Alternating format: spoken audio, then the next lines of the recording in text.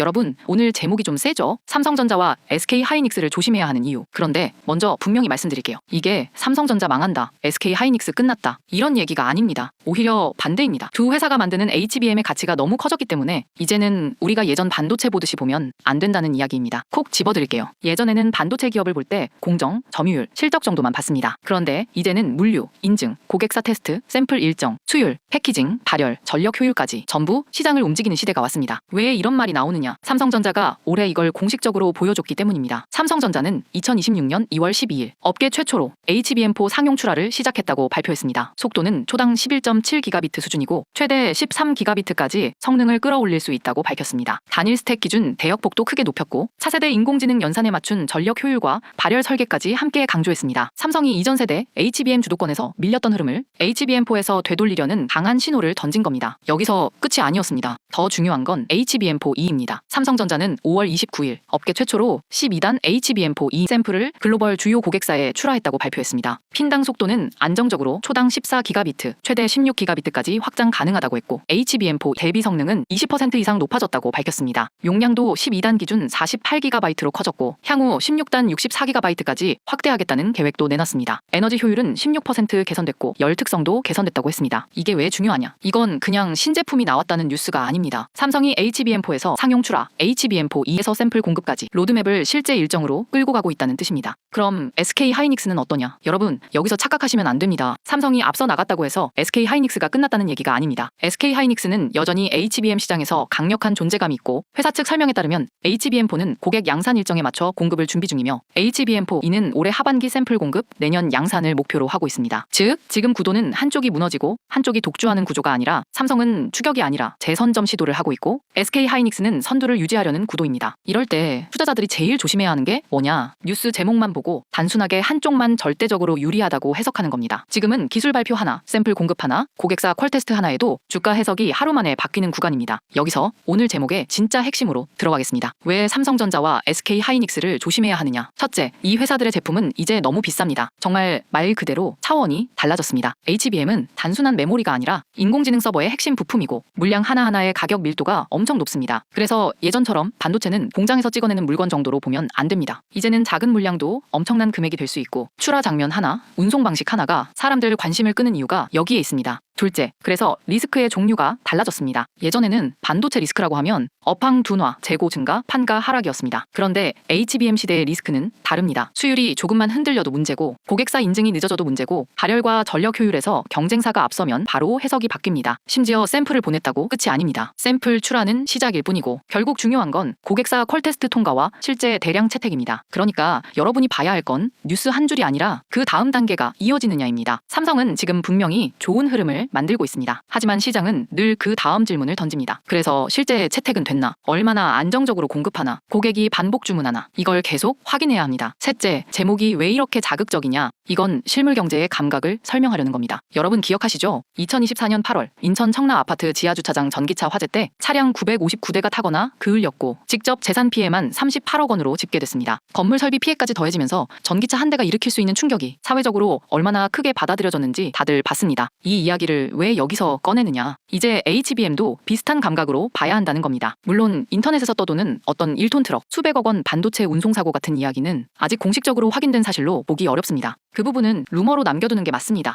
하지만 중요한 건 그 루머가 왜 사람들에게 그럴듯하게 들렸느냐입니다. HBM은 실제로 그 정도로 고가 제품군이 됐고 작은 물류 단위에도 거대한 금액이 실릴 수 있다는 상상이 가능한 시장이 됐기 때문입니다. 이게 지금 삼성전자와 SK하이닉스를 볼 때 달라진 현실입니다. 여러분, 그래서 저는 오늘 이렇게 정리하고 싶습니다. 삼성전자를 조심해야 하는 이유는 기대가 틀려서가 아닙니다. 기대가 너무 커졌기 때문입니다. HBM4 세계 최초 상용 출하, HBM4E 세계 최초 샘플 공급, 이건 분명히 강한 재료입니다. 하지만 그만큼 시장의 기대치도 빠르게 올라갑니다. 좋은 뉴스가 나왔을 때는 환호하지만 다음 단계가 조금만 늦어져도 실망이 크게 나옵니다. SK하이닉스를 조심해야 하는 이유도 똑같습니다. 선두주자라는 평가를 받는 순간부터는 그냥 잘하는 것만으로는 부족합니다. 계속 제일 잘해야 합니다. HBM은 선두 프리미엄이 큰 시장이지만 동시에 선두 부담도 엄청 큰 시장입니다. 결국 투자자 입장에서 제일 중요한 건 이겁니다. 삼성과 SK하이닉스를 볼 때 이제는 단순히 반도체 대장주라는 프레임으로만 보면 안 됩니다. 둘 다 초고가 인공지능 메모리 전쟁의 한복판에 들어와 있습니다. 기술 발표, 목표, 샘플 일정, 고객사 테스트, 양산 시점, 공급 안정성, 전력 효율, 열 특성, 이 모든 것이 주가 변수입니다. 특히 삼성은 이번에 기술 리더십 회복 신호를 분명히 보여줬고 SK 하이닉스는 기존 강자답게 다음 일정을 준비하고 있습니다. 그래서 더 조심해야 합니다. 좋아서 조심해야 하고 비싸서 조심해야 하고 기대가 커서 조심해야 합니다.